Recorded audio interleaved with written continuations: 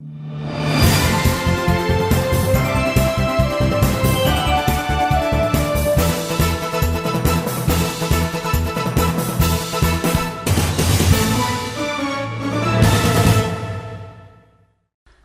my dear folks. Welcome to the show. Jack Chow on East West Show with G&E TV, channel 44.9. Nowadays, you see a lot of news about the visit paid by Mr. Li Keqiang, Premier of China, to 4 Southern American countries. It's been paid a lot of attention, including mainstream media of the United States, such as CNN, such as ABC, such as Fox. They gave a very positive comment about it. How positive? So today, joining me in the discussion about such visit, I would call it a very historical, right? Is my good friend, Mr. Wei Luo, founder and CEO of California Sunshine Education Center. The reason he is here is that he is not only an educator, he is a political commentator on geological politics and geological strategic studies, right? So welcome to the show, please. Thank you, Jack. I try to do my best, and right. It's cross-border with my expertise. I'm trying to do it better. Thank you. Good. Okay, look at the timing. Look at the overall picture of nowadays world situation. And also look at the locations, the positions of these 4 countries in Southern America. What's your first impression about such a visit? Thank you very much for inviting me to this one. But as I stated at the first place, that I am not an expert on this field. However, since I am invited, I would love to share my thought and idea about this visit. And first of all, I think the South America is geographically located in the south of North American countries, namely Canada and America.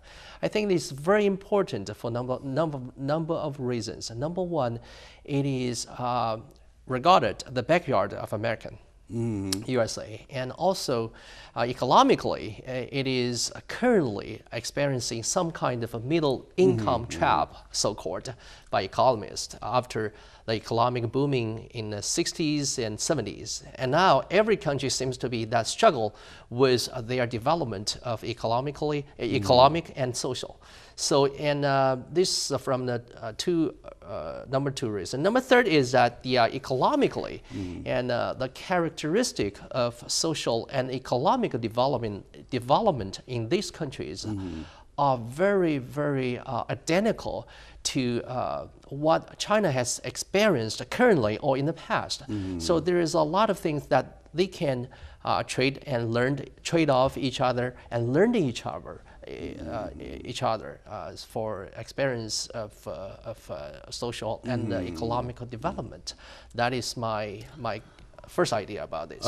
Yeah, go ahead. From a geopolitical point of view, what is the significance of starting a relationship or diplomatic relationship with those 4 countries in South America? From geopolitical point of view, that the Southern American countries used to be having good and close relationship with USA, and politically, those countries are so regarded as democratic countries. They are camping camping politics, as well as Democrat system in the administration as well as the Congress level. I think that's very identical to the ones that we are carry over here in the United States politically. And it's a little bit away from the Chinese political system. So that's, I think, Mr. Li Keqiang's visit is opportunity opening out windows to look at the political systems in those countries. What's its impact on its social development? That is first point as I can think of. And number two is that those countries in the, I don't know if you remember or not, in the before 70s, those countries all had a relationship, diplomatic relationship with Taiwan, not with PRC, right? Republic of China, but not People's Republic of China. However, since I think 70s, 80s, and 90s, and most of the countries established a relationship with the People's Republic of China. It's a big switch. Mainland China, yes. So this is, I'm sorry, mainland China and Taiwan. So that's is a big shift, and politically happened in the 80s and 90s. Now is a time for geo-economic relationship. It's a timing, I think. With the geo-economical relationship, we probably can look at that bigger picture, or we can stretch the time span to cover a little bit earlier than the visit. Not long ago, Obama administration pushed out about the treaties between United States and Cuba, right? Of course, even though that's a very controversial issue still being debated, we see the push from the north to the northern part of Southern American waters, right? So now, suppose if the United States does succeed in rebuilding or revitalization of the U.S.-Cuban relationship, now that it comes, that who will come here be friends with these other nations? Am I right? That's a very, very interesting point that you pointed it out. If you take a look at the South American map, you will find that the Cuba is regarded traditionally having a close relationship with China since late 50s, right after liberation, after the Cuban Revolution, Cuban Revolutionary. And however, most recently, Obama administration had set up, re-established a relationship with Cuba, which is a good trend for people living over there in Cuba, because out in the past, we are not allowed to travel over there, which is a little bit a regret as a Chinese American living in USA, and also companies who wanted to have a business relationship with Cuba was not allowed to do that. However, after that, everything seems to be, every hurdle, every boundary seems to be tilled down in the future. And the most recent development between Cuba and the U.S. is that they are talking about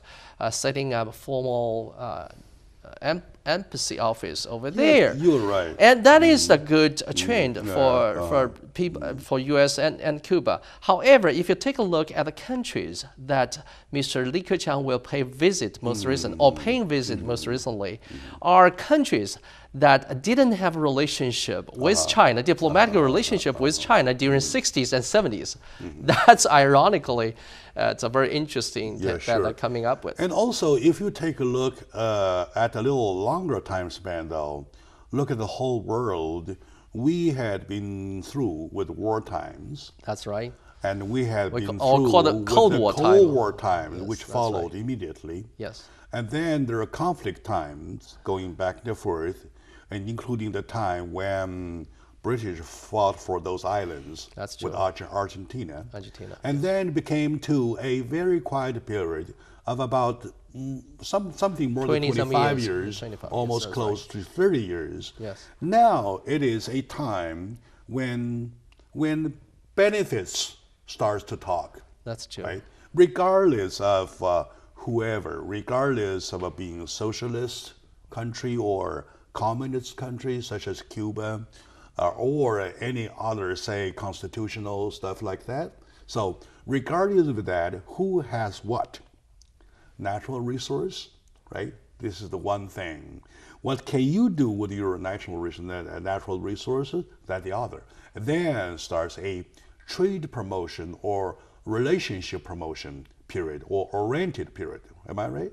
That is right. I think that's you're just pointing out a suite of the most latest international relationship development.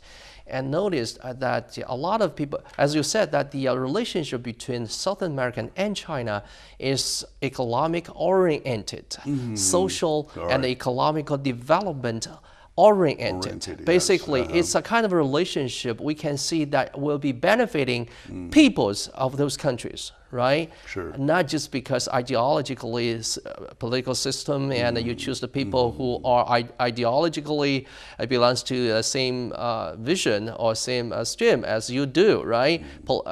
Ideologically. It's not that time anymore.